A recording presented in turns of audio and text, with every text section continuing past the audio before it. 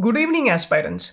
Welcome to the Hindu news analysis discussion brought to you by ForumIAS for the date 9th Jan 2023.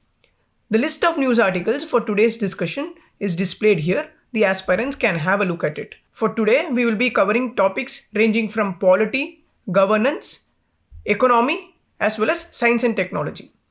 So straight away, let us move to the first topic. Coming to the first topic, avoid further delay in conducting the census. This opinion section is based on the newspaper report 2 days back, which reported freezing of administrative boundaries. That is, the central government recently informed the states that the date of freezing of administrative boundaries has been extended till the month of June 30. What is this all about? See, administrative boundaries are nothing but the boundary limits of administrative units. That is, they are the jurisdictions of administrative units like districts, sub-districts, tahsils, taluks and police stations.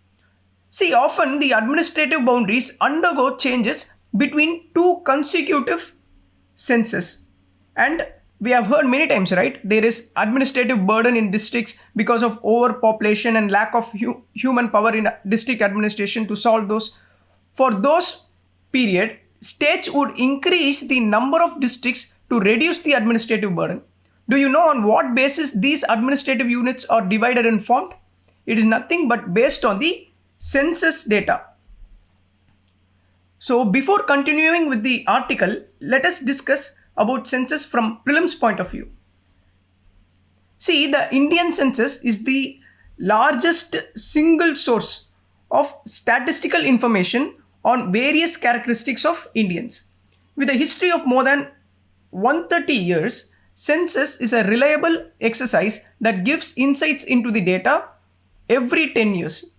Know that the first census was conducted non-synchronously in different parts of India beginning in the year 1872. That is, in different parts of India, censuses were taken at different periods beginning from the year 1872. From then, the Indian census data has been an attractive source of data for scholars and researchers across various disciplines. Know that the population census is a union subject which is under the Article 246 of Indian Constitution. The Office of Registrar General and Census Commissioner of India, functioning under the Ministry of Home Affairs, is responsible for conducting the decadal census exercise in the country.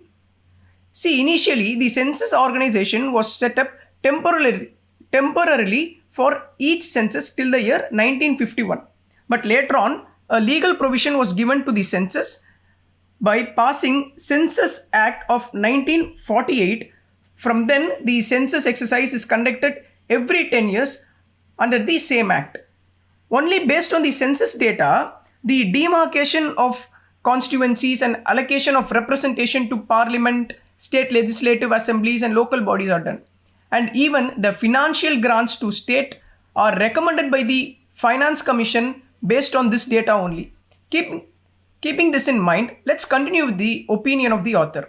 As I said earlier, the date of freezing of administrative units have been extended to June 30 of this month. This is because the census for this decade should have been taken place in the year 2021 itself.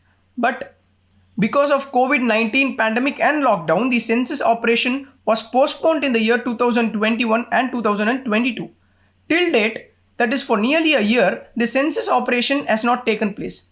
And we have no other reliable data with respect to demographic parameters. Here, the author says that freezing is necessary because to prevent the state government from reorganizing the administrative units. He says this is necessary because dividing a new district or creating a new district at this time when the census exercise is expected to happen soon will cause unnecessary confusions regarding the division of power and responsibilities between various authorities in district level. Due to this, some areas could even be left out of census. The author reminds that the house listing operations were traditionally taken in various states at different points of time prior to census. It takes around a month to complete. In some states, this operation was about to take place in 2020 itself, but because of lockdown, it got postponed. According to the author, any more delay in carrying out the operation is said to be unreasonable. In this article, the author lists out some flaws in the constitution where he says that although the constitution talks about the use of census data, it did not talk about the period at which the census should be taken. That is, the Article 82 says that upon completion of each census, the allocation of seats in House of the People and the division of each state into territorial constituencies shall be readjusted by such authority. And in that manner, it is the parliament which will be determining it. The author says that the constitution did not mandate linking the delimitation exercise to a particular period of the census. In other words, the constitution did not mandate the executive to conduct census regularly or periodically. Even the Census Act 1948, which we discussed before, says that the central government can conduct census whenever it is desirable to do it. Hence, the constitution and the legal provisions give greater leverage to executive on deciding when to conduct the census operation.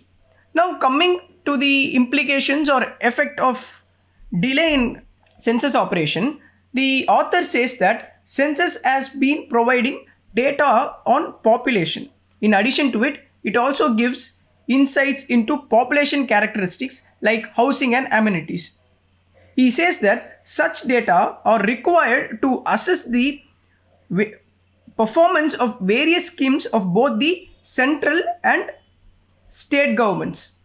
For example, data on housing can be used to check the efficacy of Pradhan Mantri Awas Yojana. Like that, the impact assessment of various schemes depend on census data only.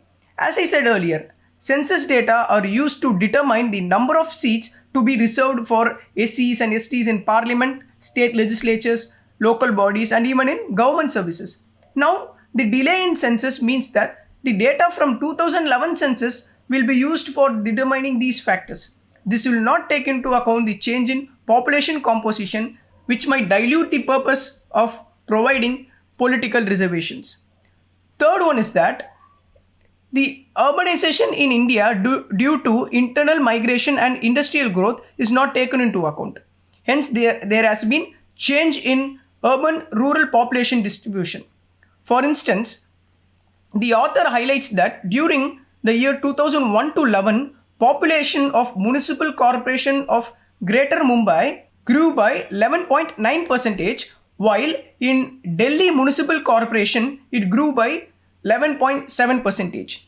Delay in census would not allow the executives to consider the change in population composition in the urban areas between the year 2011 to 2021. This especially happens while framing any schemes or programs. And know that the population data is a key while providing any financial assistance to local bodies. Finally, the author says that the census data could reveal number of deaths due to COVID pandemic through indirect estimates. As a way forward, the author suggests that the government shall separate the exercise of census and the national population register that is said to be conducted across the country. He tells that census operation should be separated from a politically sensitive matters like NPA so that it would help complete the census as early as possible and maintain the reliability of the data. In addition, he advises that census be conducted soon as it is likely to be held in a politically charged atmosphere. That is, here he refers because the upcoming census data would be used for delimitation of parliamentary and assembly constituencies and also for division of parliamentary seats among the states. So with this we have completed this topic. Now let us move to the next one. Now coming to the second topic, PMO reviews situation in sinking Joshimath town. See, Joshimath is a pilgrimage town in the state of Uttarakhand. This town is regarded as the gateway town to the Badrinath temple. Currently, this town is facing land subsidence because of developmental projects. The residents have reported that cracks and fractures have developed in their house walls and nearby land surfaces. Here they point out that the construction of Helang Marwari bypass by the Border Roads Organization and the NTPCs, that is the National Thermal Power Corporation's Tapovan Vishnugad power project is responsible for the cause for damage to the sacred town in the state of Uttarakhand. As a response, the officials of Prime Minister's office have convened a meeting. In addition to it, the members of National Disaster Management Act, in addition to it, the members of National Disaster Management Authority are expected to visit the town today to assess the situation and to advise the Uttarakhand government. In this news article discussion, we shall be knowing about the PMO and NDMA from both mains and prelims perspective. Firstly, let's see about Prime Minister's office. We know that, right? The Prime Minister plays a very important role in the politico-administrative system of the country. In order to fulfill Prime Minister's responsibility, the Prime Minister is assisted by an office named PMO, which is the Prime Minister's office. This PMO is a staff agency that provides secretarial assistance and crucial advice to the Prime Minister. In addition to it, it plays a very important role in the process of decision making at the top level in the government of India. Most importantly, know that it is a extra constitutional body which derives its power under the allocation of business rules 1961. Know that the PMO enjoys a status of department of the government of India under the allocation of business rules 1961. Know that it has no attached and subordinate office under it. The PMO came into existence in 1947. From then, it replaced the personal secretary to the Governor General. Till June 1977, it was called the Prime Minister's Secretariat. Now, if we take the composition, the PMO is headed politically by the Prime Minister, while the Principal Secretary is the administrative head of PMO. Additionally, it consists of 1 or 2 additional secretaries, 3 to 5 joint secretaries, and number of deputy and under secretaries as per the requirement. The PMO's main function are like assisting the Prime Minister in respect of fulfilling the overall responsibilities, like maintaining cooperation with central ministries, departments and the state government. In addition, PMO acts as a think tank of the Prime Minister. Also, it looks after the public relations of the Prime Minister, like contact with the press and general public. In addition, it provides assistance to the Prime Minister in examination of cases and for passing orders under the prescribed rules. However, know that the role of PMO varied from Prime Minister to Prime Minister. However, know that the role of Prime Minister's office varies from Prime Minister to Prime Minister. Now let us see about National Disaster Management Authority. See, the NDMA is the apex body for disaster management in India.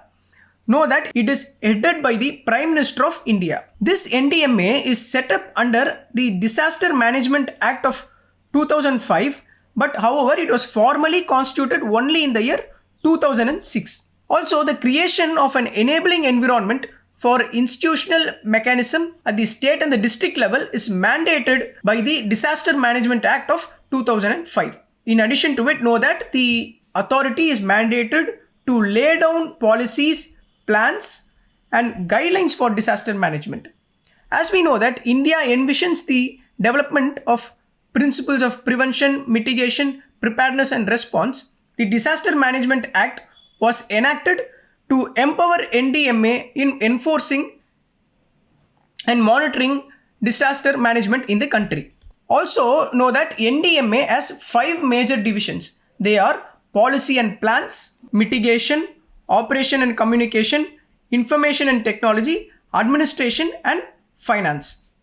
In addition to it, National Executive Committee of Secretaries have been created to assist the NDMA in performing its function. This is all about PMO and NDMA. As a way forward to this article, we shall conclude by saying that effective rehabilitation measures shall be implemented in Joshimath town in order to fulfill the fundamental rights such as right to life under Article 21 of the Constitution. And a proactive preliminary assessment shall be carried out in advance to developmental projects, especially in regions that are vulnerable to disaster. This is all about the topic. With this, we have come to the end of this topic. Now let us move to the third one. Now coming to the third topic, despite SC order, single women denied abortion. This news article is regarding the denial of medical service, that is, denial of abortion to unmarried women whose pregnancy had crossed 20 weeks. See, the problem is that even though the Supreme Court passed a judgment that unmarried women too can terminate their pregnancy until 24 weeks, the ground situation is still not practicing it. The major reason said is, though the SC may, that is the Supreme Court may pass such progressive judgments, the legislature is yet to add such progressive provisions in the Act. Currently, the MTP amendment rule, that is the Medical Termination of Pregnancy Rules 2021, does not permit unmarried women to abort after 20 weeks. However, the rules allow for abortion of pregnancies up to 24 weeks for certain special categories. It includes survivors of sexual assault, minors, widows or divorcees, sometimes women with disabilities or malformed fetus, or those women who have struck in humanitarian emergencies are allowed to undergo abortion of pregnancies up to 24 weeks. Since the IPC states penal action in case of violation of MTP Act, doctors want to strictly follow the Act and are less concerned about the Supreme Court judgment. That is why the matter is under the discussion in this news article. Now let us know more about this MTP Act of 2021. MTP stands for Medical Termination of Pregnancy Act. See, this act aims to improve access to safe and legal abortion services for women on therapeutic, humanitarian or social grounds. Simply put, the termination of pregnancy means a procedure to terminate a pregnancy using medical or surgical methods. See, generally the act allows abortion if the length of the pregnancy is less than 20 weeks. This is done on the advice of one doctor if the pregnancy is up to 20 weeks. Know that as a progressive step, the 2021 MTP Act has increased the abortion period beyond 20 weeks. That is, the upper gestation limit has raised from 24 weeks for special categories of women. Here, the opinion of two doctors are needed. I have mentioned it earlier also, right? Like survivors of sexual assault, minors, widows or divorcees, women with disabilities, malformed fetus, or those women stuck in humanitarian emergencies are included in the special categories. However, this special category does not include unmarried women. That is why the law is facing such criticism. In addition to it, if there is a plea to terminate a pregnancy even beyond 24 weeks, the Act provides for the establishment of medical board which will deal from women who face substantial fetal abnormalities. Finally, another important provision of the Act is that the name of the women whose pregnancy has been terminated will not be disclosed publicly in order to ensuring dignity and confidentiality of women. This is all about this topic. Now let's move to the next one. Coming to the fourth topic, health insurance evolving to suit millennial needs. This article starts by quoting the percentage of millennials in India. Accordingly, it says that 34% of total population in India are millennials. Millennials are those who are born in 1980s and 1990s.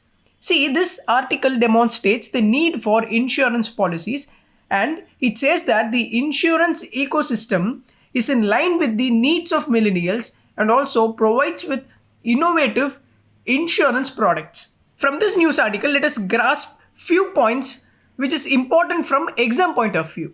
The author says that earlier the youths did not subscribe to health insurance policies as they did not see anything coming in form like a COVID pandemic and health emergencies. In addition, he says that it is the time that anyone could expect rise in subscription to health insurance as an impact and effect of pandemic and health emergencies. The author also promotes the maternity plans that are unavoidable, and such insurance helps in financial planning even before pregnancies that leads to better parenthood. In addition to it, the author also says that global pandemic has removed the stigma attached to mental health in the insurance sector.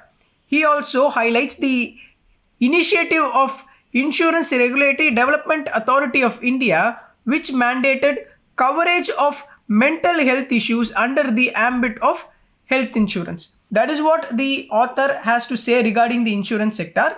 Now let us discuss in brief about the state of insurance in India. See, India is ranked 11th in global insurance business, and India's share in global insurance market was around 1.72% during the year 2020. Note that India's insurance penetration was around 4.2% in the fiscal year of 2021. Here, the insurance penetration is nothing but the ratio of total insurance premium, that is the price we pay to buy the policy, to the GDP of the country. Considering the year 2020, if we take the size of insurance industry in India, the share of life insurance in total premium is around 75%, while the share of non-life premium is only around 25%. Know that the government schemes and financial inclusion initiatives have helped in driving the adoption and penetration across all segments. For example, the government's flagship initiative like Pradhan Mantri Fasal Bima Yojana has led to significant growth in the premium income for crop insurance. In addition to it, India has the largest health insurance in the name Ayushman Bharat, which is fully funded by the government, and it is the largest health assurance scheme in the world that aims to provide a health cover of rupees 5 lakh per family per year. Note that this is applicable for secondary and tertiary care hospitalization covering the vulnerable families. Hence, we could say that India is undergoing a transformation in insurance sector which could be a safety net for all. This is all about this topic. Now let us move to the next topic that deals with science and technology. Now coming to the final topic of the day's discussion, the potential of generative AI, creating media with simple text prompts. This topic is regarding an advanced technology. Named generative AI. It combines the use of machine language and artificial intelligence. Let's know more about AI and machine learning before moving further. See, artificial intelligence is a branch of computer science that is concerned with making computers behave like humans. Simply, AI refers to the ability of machines, cognitive tasks like thinking, perceiving, learning, problem solving, and decision making. In short, it is a technology that could mimic human intelligence. Now, if you take machine learning, it is an application of artificial intelligence as it provides systems the ability to automatically learn and improve from experience without being explicitly programmed. Thus, we can say machine learning focuses on the development of computer programs that can access data and use it to learn for themselves. In this article, generative AI is one where combination of applications of both AI and machine languages are used. Using such applications, the generative AI produces new and creative short and long creative short and long form content, synthetic media, and even deep fakes with simple text, which are known as prompts. Capabilities like large language models, neural translation, information understanding, and reinforcement learning has made such applications possible. Also, in order to make use of such technologies, top tech companies like Microsoft, Google, Facebook, and others have established commercial AI labs for research and publishing academic papers for accelerating such AI innovations. The article, though, mentions of the potential of generative AI in advancing various applications, the threat of biased or inaccurate content being generated and disseminated raises ethical concerns about generative AI, which we shall be discussing further. In addition to this issue, let us know few applications of generative AI mentioned in the article. Firstly, it helps in generating personalized social media posts, blogs, and marketing text and video copies by providing a text prompt to a generative AI services like Chat GPT. Hence, generative AI could be used in digital marketing industries. Secondly, many startups are exploring services to create their brand logo and to align the same with the generative AI texting. Generative AI like GitHub can generate code and help with developer productivity. In addition to it, it can suggest functions, snippets, and even fully functional modules and generate code in real time for the editor. Also know that the generative AI can be used for generating synthetic data for data augmentation. Fifthly, the generative AI can also help create and simulate complex engineering design and architecture. Even house floor plans are made using generative image and video technology. Finally, a generative AI known as DeepMind AlphaFold can predict the shape of protein, by which it can help professionals with their medical diagnosis. Now let's discuss about the concerns raised in the article. Firstly, if the AI tech is used irresponsibly without any appropriate safeguards, it may create harm and even cause adverse impacts in the society through misuse, biases, exclusion, and discrimination. That is because if the model itself are trained on biased or non-inclusive data, they will generate biased outputs only. Secondly, it has the ability to create content for malicious purposes such as deep fakes, disinformation, and propaganda. Data generated using such text can be used for offensive or as inappropriate contents. Thirdly, know that these systems can potentially access sensitive data and information that raises concerns about data privacy and security. Fourthly, the accountability factor has to be considered. See, it is very much challenging to determine who is responsible for content generated by the generative AI system. Hence making it difficult to hold anyone accountable for harm resulting from its use. So, to clear all obstacles for ethical use of such advanced technology, it is important to take certain measures like enforcing ethical guidelines, conducting regular audits for fairness, adding adequate policy regulations, and conduct awareness and education drives for the ethical use of generative AI. This is all about this topic. With this, we have come to the end of the topic discussion. Now, let's discuss some model prelims and mains question. Now, let us discuss this first question. Consider the following statements with reference to Prime Minister's office. Statement 1. PMO is a staff agency that provides secretarial assistance to the Prime Minister. Statement 2. Cabinet Secretary is its administrative head. Statement 3. It is a constitutional body established by the Constitution of India. Select the correct answer using the code given below.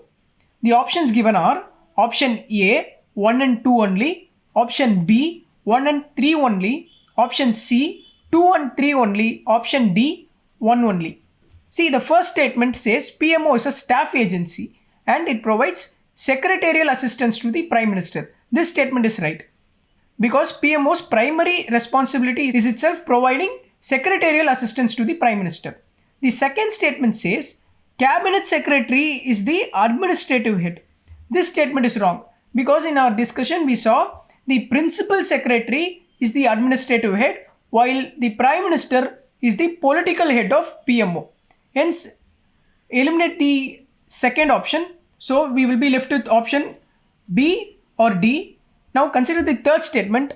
The third statement says PMO is a constitutional body established by the Constitution of India. No, this statement is also wrong because we saw, right, PMO is an extra constitutional body similar to cabinet committees and nowhere does the PMO derives power or authority from the Constitution. Hence, both the statement 2 and 3 are wrong and the correct answer for this question is option D, 1 only. Let's move to the second question. Second question, consider the following statements with reference to National Disaster Management Authority. Statement 1, it is a statutory body set up under the Disaster Management Act of 2005. Statement 2, Minister of Home Affairs is its chairperson. Select the correct answer using the code given below. Option A, 1 only. Option B, 2 only. Option C, both 1 and 2. Option D, neither 1 nor 2. See, the first statement is correct because it says NDMA is a statutory body under Disaster Management Act of 2005. This is correct. But the second statement says Minister of Home Affairs is its chairman. This is wrong. In our discussion, we saw Prime Minister is the chairperson of National Disaster Management Authority. Hence, second statement is wrong. The answer for this question is option A, 1 only. Mains question. Enumerate the provisions, significance and challenges associated with the census of India and discuss the measures to overcome the challenges associated with it. So this is the mains practice question. The aspirants can write the answer and they can even post it in the comment section for peer review. With this, we have come to the end of the day's news article discussion. And aspirants, if you have any doubts or clarifications, you can post them in the comment section and we will reach you as soon as possible. If you like this video, kindly share and subscribe to ForumIAS. Thank you.